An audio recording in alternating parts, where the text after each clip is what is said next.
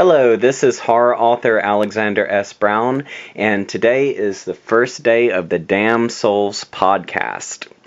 And since March is coming up with St. Patty's Day, we've decided to discuss the movie Leprechaun. Today I'm here with my sidekick, Minnie Fierce. Hello.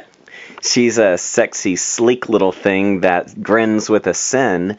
And what we did before we decided to pick the movies that we have in order for the next year is we wanted our Facebook friends to interact in this as well. So we requested for people to send us comments and email us to see where they would like for the Leprechaun to show up next.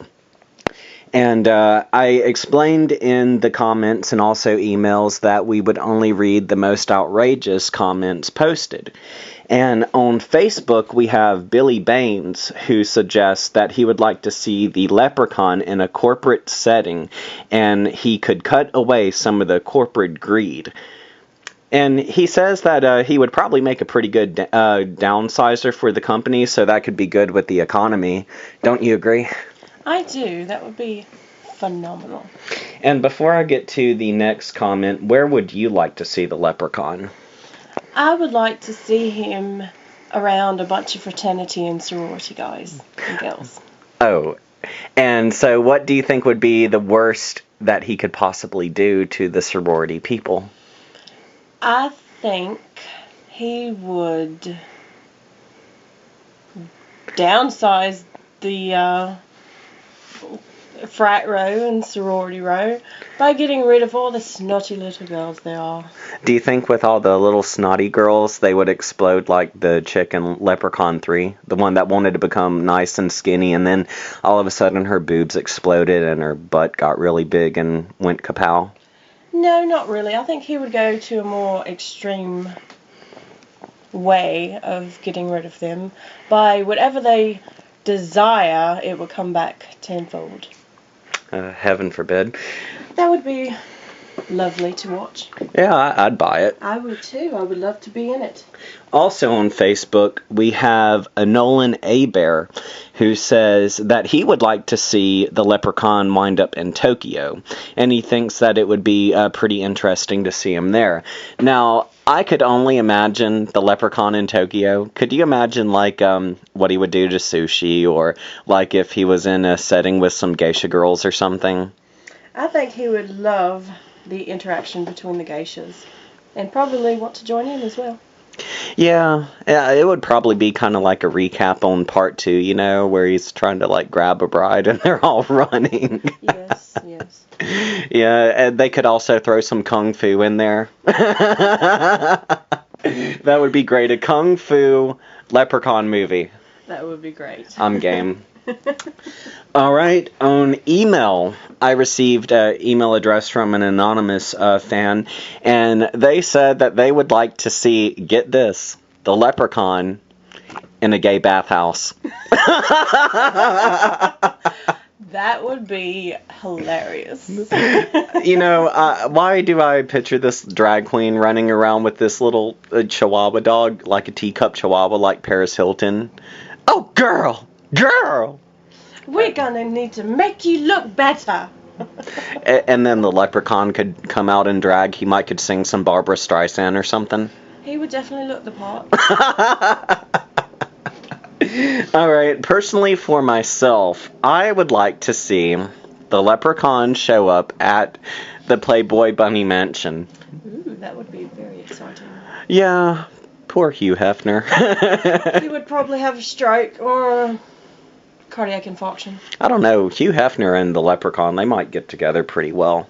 Or they might end up getting together in a personal way. Oh. You know how Hugh Hefner is. Oh, well. Give him some more booze and he won't really know what he's touching. Well, you know, in the second Leprechaun, you know, the Leprechaun kind of disguised himself as the woman until the, guy shoved his face in the fan. Yes. That was exciting as well. Well, with comments to the side, my sidekick and I, Minnie Fierce, we would like to discuss the first time we ever saw Leprechaun. What was your experience in seeing it the first time? Well, when I saw it the first time, I was a child. I don't really know how old I was, but it scared me a lot. I had nightmares for weeks.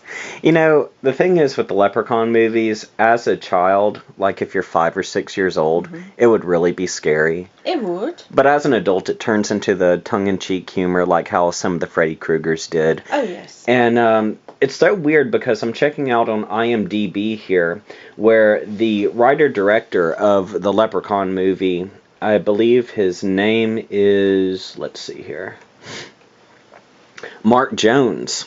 He really has a weird list of movies and TV shows that he was a part of. It shows in his list of movies that before he got into doing the Leprechaun films that he had helped out with, believe it or not, Scooby and Scrappy-Doo. And he also did work with Heathcliff the cat, Popeye and Olive Show, Yogi Space Race, Dinky Dog, and also another weird title to go along with that is What's New, Mr. Magoo.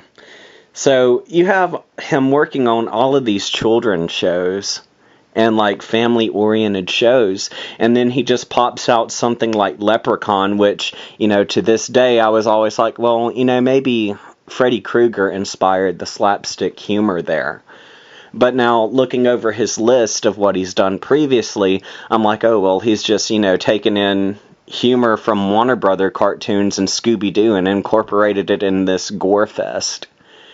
And it's like some of our favorite cheesy scenes that remind us of cartoons. The Leprechaun in the go-kart. Oh, that was great. The Leprechaun going through the fence, and you can see the outline of the Leprechaun as he busted through. My favorite funny part was when he was going through this drawer in the kitchen, and he saw this mirror, and he was admiring the back of the mirror. And then when he turned it over and saw his reflection, he was like, ah! And then he started admiring himself, and he took his finger, stuck it in his mouth, and, you know, re-examined his eyebrows and everything. Then he threw it away. That was hilarious. He was looking like he was getting ready for a hot date. He sure was. But maybe he was going out with Paris Hilton.